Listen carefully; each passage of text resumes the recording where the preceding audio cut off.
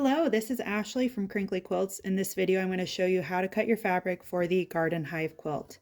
This pattern uses several templates, so I'm just going to go over the templates right now. This is our petal shape, and this is this kind of jewel shape you see for our petals of our flowers. Then we have the small triangle is our centers, which make our centers of our flowers. Then we have a little bit larger triangle, which is for our background pieces. And then we have these two kind of parallelogram shapes, and they're going to be our background ones that go right here, and our accents that go surround our flowers. So those are the templates that are used in this pattern. The PDF comes with printable templates. Make sure to print those at 100%. The paper pattern comes with paper templates. I also have acrylic template sets in my shop, and the shop is linked in the description below.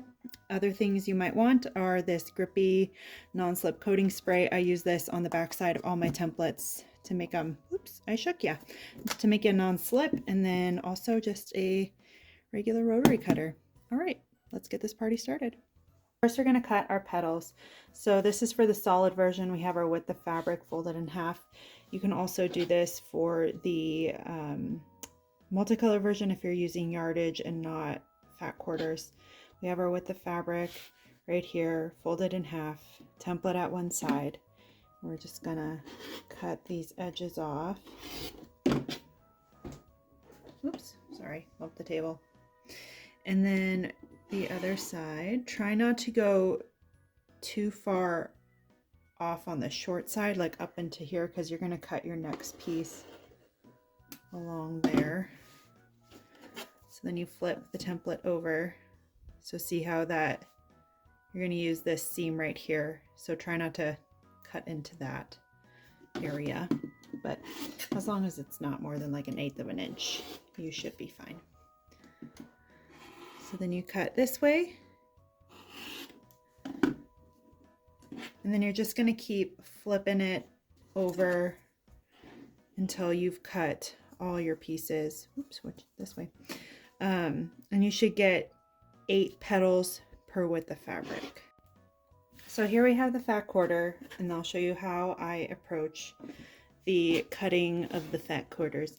Now you can either cut these into strips and then flip the template back and forth like we did the yardage, or you can just envision the strips and cut across the yardage. So you should be able to get 4 cuts per strip, and there should be able to get 3 strips per width or per fat quarter. Here we're going to cut our triangles. So this is how you're going to cut the centers and the background triangles. You're going to have your width of fabric folded in half, selvages at one side.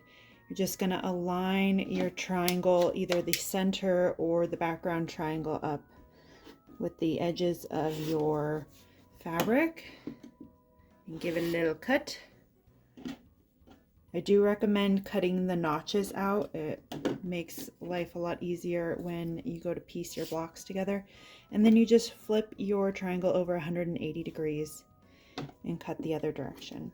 And you'll just continue this down your width of fabric. So for the background triangles, you'll get 23 triangles per width of fabric. And for the centers, you will get 32 per width of fabric. Now we're going to cut our background pieces and our accent pieces. These are also cut in the same way. So we have our width of fabric folded in half. You're going to align your background or accent piece kind of near the selvage, and you just cut that end off and then slice down here. And then the same as in the triangles, you flip the template over 180 degrees and cut the opposite direction. Now you'll be able to get 5 background pieces for width of fabric, but only 4 accent pieces for width of fabric. Thanks so much for watching this video. I hope you enjoy your time making the garden hive quilt. It has become one of my favorite patterns to make. You can make this multicolor version with different color flowers.